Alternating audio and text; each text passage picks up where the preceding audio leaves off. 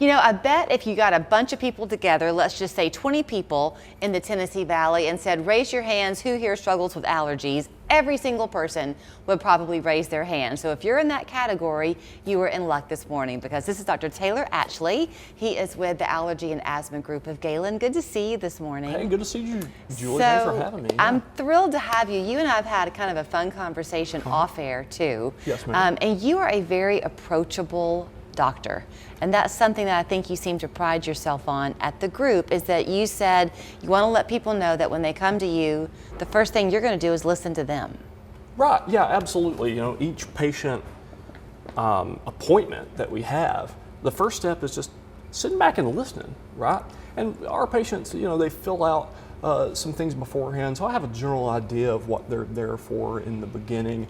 But you know, so many doctors, it's just get patients in and out, and at the Allergy and Asthma Group, we sit back, we listen, because we know the answers are in the story, you know, in the patient's history. Yeah. And then we determine based on that story, you know, where do we go with our testing or any diagnostics? Well, okay, I'll kind of piggyback on that. So once upon a time, I was a very severe asthmatic. Somehow mine went away, but I was hospitalized multiple times. And it was a bad thing. Yeah. But I remember that one of the things I so loved with the doctors who were able to help me was that they didn't make me a formula. They really studied my own history to see what my needs were going to be. Well, every patient's different, and you know, there's some overlap with the medications we use. I mean, I use a lot of the same medications on different people, or have the same plans for treatment among different people, but everybody's different. You know, we listen to the story and get, you know, do you have an issue with nasal sprays where you can't tolerate them for your allergies, right? Do these inhalers not work well with your schedule? Do we need something simpler? There's all kinds of things there that we have to take into account the personalized treatment for, and asthma is a big part of it.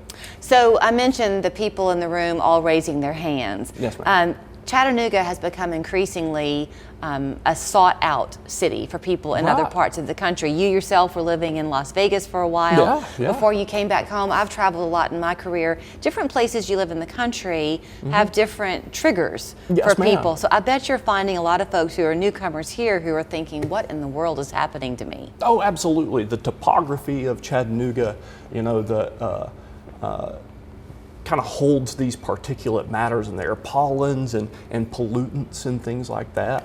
Even more so than Las Vegas, where it was very dusty, you know, and deserty.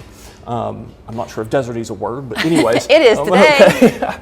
But Chattanooga, people will feel it when they move here and they have allergies, and that can, you know, that can affect asthma too. And that's a big part of what we do at the Allergy and Asthma Group is, you know, not just runny noses, but asthma and lung health. I brought up my asthma. Yes, so mine was definitely seasonal triggered. Of course, yeah. So I had to be very careful in the spring and fall. Yeah. If you have allergies, though, that are more of the typical sniffling, sneezing, runny nose stuff, but you don't get it under control, can it lead to asthmatic problems? Particularly in children, right? So, you know, when we see young children, we're always keeping in mind something called the atopic march. These things like eczema, asthma, and then allergies of the nose and sinuses tend to go together and run in families. And they tend to come along as kids grow up.